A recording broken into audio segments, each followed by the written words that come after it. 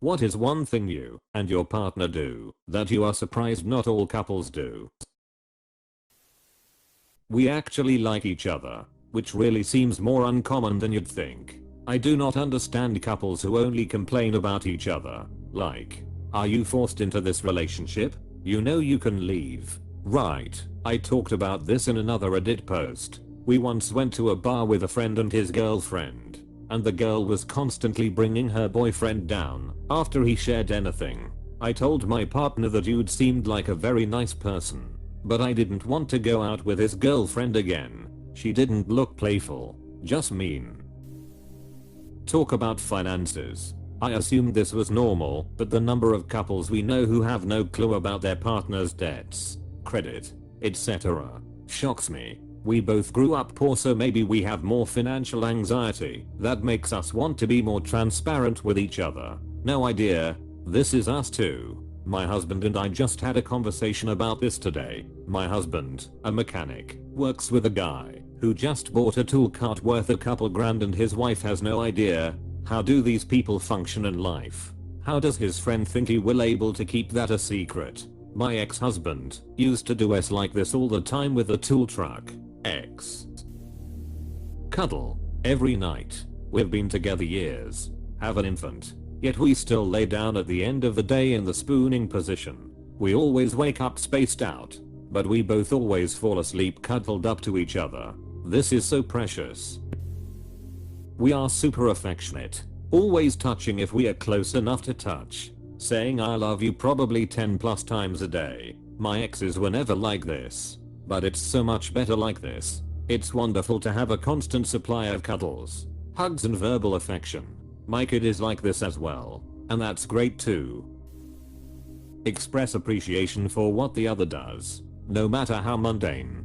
Taking out the trash, loading the dishwasher, simply making it to work on a rough day, cooking dinner, etc. It gets easy to take those things for granted, and resentment sets in. It might seem like setting the bar low, but sometimes just being a person is hard, and those efforts are all your partner has at that moment. Yes, I have ADHD, and every household task besides whatever cleaning project I hyper focus on is a battle of my will. So when my GF does domestic stuff, I'm in awe at how easily she can just do the thing, and I'm very vocal with my appreciation. And she always expresses gratitude to me because she knows it's just harder over here in this brain to both start and finish tasks. Me too. ADHD hyperfocus is great when it happens. Otherwise, the basics become insurmountable obstacles that demand all of my effort. He was recently diagnosed with hemochromatosis, which explained why the simplest of tasks left him needing a break.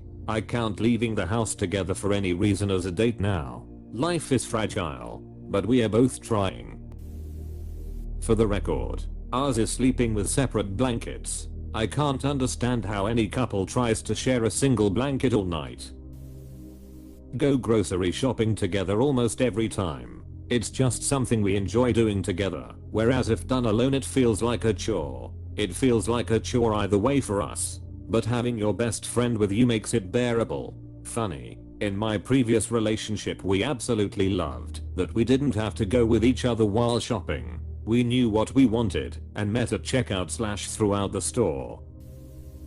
Mirroring what my partner said back to them, especially when we are in the middle of an argument / conflict. I used to think it was kind of silly / redundant, but I think it's really helped us slow down when things get heated and ultimately become better listeners. I think a lot of people tend to passively listen to their partners while mainly thinking about the point they want to get across, especially when they get emotional. But summarizing what your partner said forces you to 1. Have some form of accountability for keeping track of what they are saying, because you will have to repeat it back to them. 2. Correct any assumptions you may have made while listening. You can do this by asking, after you finished mirroring, if you missed anything or got anything wrong. 3. Actually respond directly to what they are saying instead of going off on a rant about a point you wanted to make, which I've definitely been guilty of, but do less now. Also, it's definitely a skill that gets better with practice. It was actually pretty daunting to do at first, because sometimes I would forget stuff that my partner shared and be scared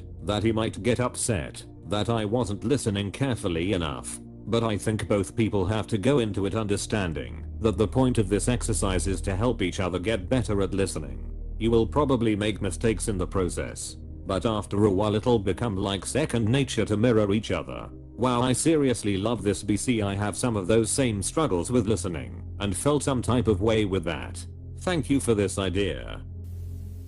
Talk to our children like they are people. We don't shy away from serious subjects. We don't use euphemisms. We are age appropriate but truthful, and it's really not that hard. I don't understand why so many people work so hard to avoid telling their kids how the world works. People really need to start doing this.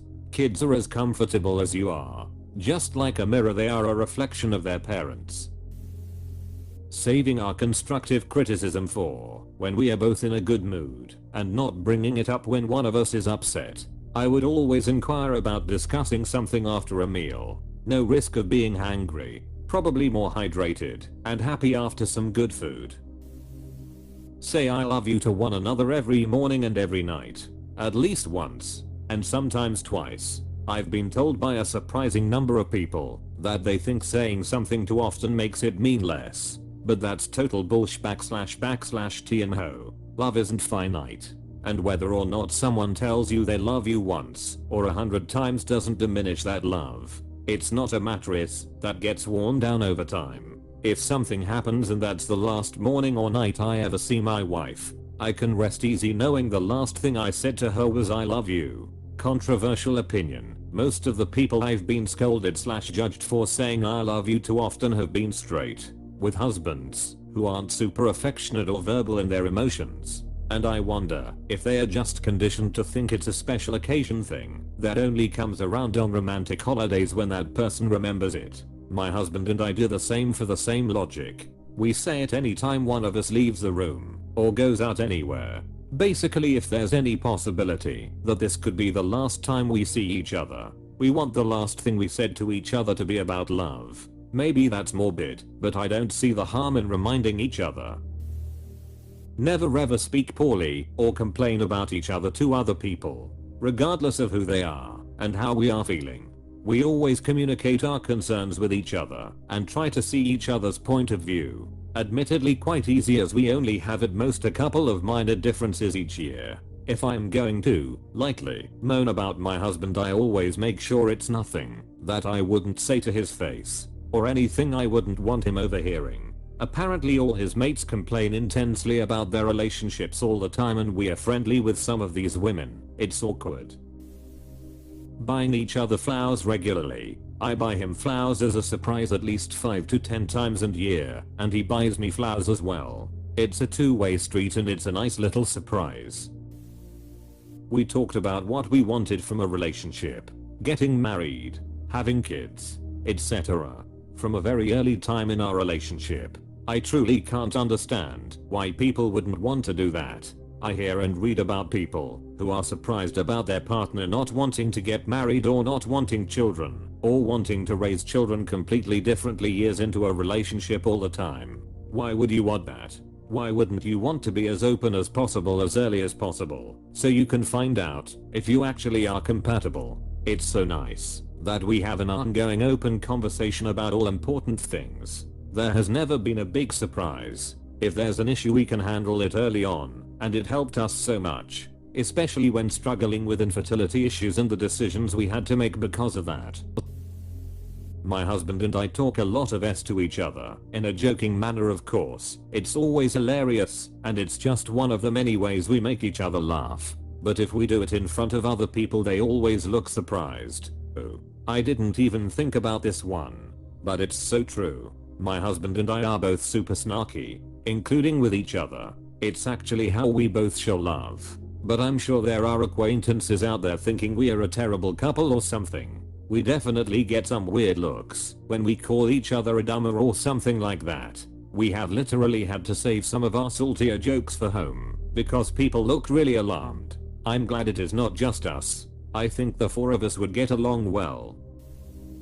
Communicating with each other really well. My wife and I have been together for 7 years and we've never had a big fight. Sure, We disagree sometimes and hurt each other's feelings unintentionally occasionally. But we never yell at each other or really fight or get that mad. We just are really good at talking about our feelings and disagreeing in a respectful way. Neither of us are the type of people who bottle things up, and neither of us are the type of people who aren't going to be honest about how we feel. I always thought that was pretty standard, but I'm always shocked when friends will tell me how impressed they are with our relationship and communication skills. Yes, this is what baffles me as well. When I talk to friends about their relationships, whether short or long, I'm always surprised how often I hear them talking about disagreements or being upset with their partner. When I ask why they don't just bring it up and talk about it, I often get looked at as though I'm from another planet. It's flabbergasting how many people, women and men alike, apparently just stay silent and expect their partner to read their mind. My so and I talk about literally everything, even if a certain subject may be sensitive, and I really believe it's a big reason why we feel so comfortable and emotionally intimate with each other. Gaming. We set aside time every day for games together. Mario Kart, Taco Cat Goat Cheese Pizza, Play 9, Street Fighter, Exploding Kittens, VR, Old Maid, Trivial Pursuit. Doesn't matter to me. Name it and it's a fun game, and we'll play it. The kids are all in. If you haven't played It Takes Two, I highly recommend it. I second this. Love this game. Separate bathrooms. I like doing my mac-up in the bathroom. It's a definite luxury, but I'm fully horrified by his bathroom. Yes, I refuse to go in there. It's a biohazard.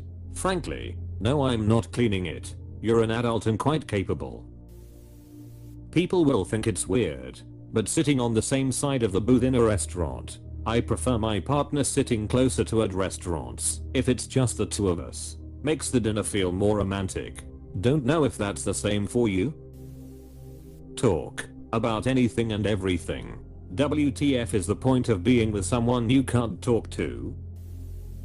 Shaving / waxing / grooming, as in eyebrow plucking and threading. I help my partner when he asks, and he helps me. It's weird to me some of our friends aren't like that. Same with spots and blackheads. He also helps me to decide on what clothes to buy when I can't make my mind up. It's fun. He edit. Thank you for all the likes. More and more I thought about it today. I also realized how much my partner likes trying different skincare and bath / shower products. A lot of his favorite bath bombs come from a shop called Lush, and it only dawned on me that when he suggested one to help with relaxation, his male friend took the pee out of him for it, and since then he avoids them. Hopefully he's avoiding the friend and not the bath bombs. Have separate bank accounts and a joint bank account for household stuff. We know how much each other has. No biggie. We learned this in premarital counseling. It's called tea time. Basically, you set aside and spend 15 minutes per day talking to your partner about anything that isn't work, kids, or chores. The idea pitched to us was your marriage gets lost in the daily grind, so you have to remember you're both still people with common interests and stuff. So many people I know don't do this, and they literally say all husband talks to me about these days is work or whatever, and I explain tea time, and they say, well, I wouldn't know what to talk about. We have a list of topics to use if one of us becomes stuck. Recently, one of them was the internet a mistake? And another was what's your highest and lowest stat, if you're wondering. My highest is charisma and my lowest is constitution, and his highest is constitution. It's hard sometimes, but it's so valuable. Honestly, like each other, trust each other, communicate things. I can't believe people enter into a relationship without. I've seen so many people complain about their spouses, like TF are you guys doing together?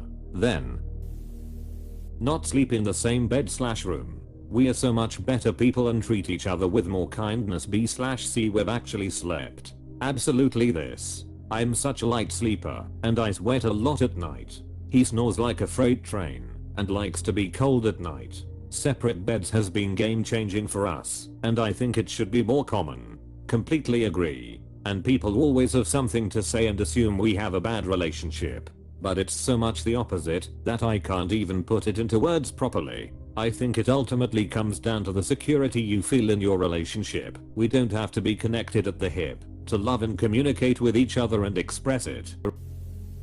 He hasn't proposed yet, but we talk about getting married pretty often. We even made a plan on how much money we have to save up for the marriage. I was also pretty surprised when I found out that some women are ashamed of changing clothes in front of their partner. I was even more surprised knowing he saw them giving birth.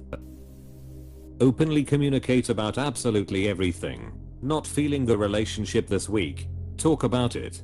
Feeling frustrated? Talk about it. Want something to change, but you don't know how to make it happen? Talk about it. Struggling with messy feelings toward the relationship? Talk about it. Be genuinely open to learning about who he was or is when he was with his exes, and how those relationships shaped him into who he is today. Fun fact, each of his exes I shared at least one similar quality with. It was fun knowing that he has reached the final boss stage. Me. Love this.